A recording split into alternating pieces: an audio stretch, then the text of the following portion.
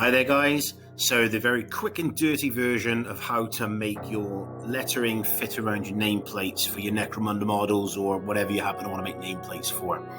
You're basically going to make three flattened cylinders in order to make a cutter, and then what you're going to do is you're going to end up with two cylinders left as holes to combine with your nameplate and your text. I'm going to assume that you've got a basic understanding of TinkerCAD for this.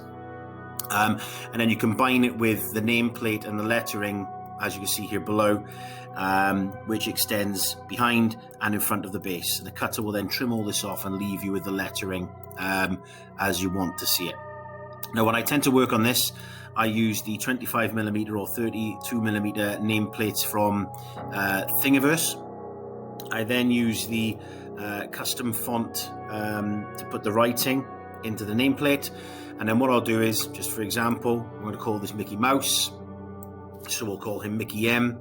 I'm just going to change the name from Techno, which just happens to be my Mickey M template lettering. I'm going to make that fit now just by using the resizing tools. Always try and make sure your lettering fits inside the frame that you've got, just like so. And that way then you can have short names, long names, or whatever. If they are too long though, it is going to have an effect on the print, so just bear that in mind. Now you'll notice the lettering sticks way out to the front and it also sticks way out to the back. I'm going to use my cutter now to trim that right down. But before I do that, I'm not going to use this original one because I don't want to lose my template. So Control C, Control V to bring it out. I'm just going to move it to a different place, because I like to come back and use my Thingiverse file to make whatever I need.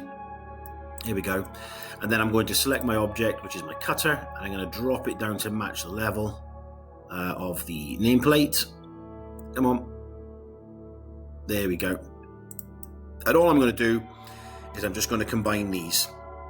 So select them all, group them together.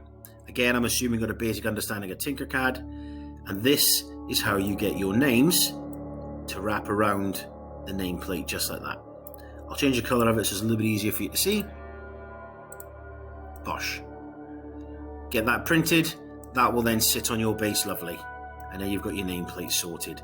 So the trick with getting the name and the lettering to fit is not to try and curve the letters.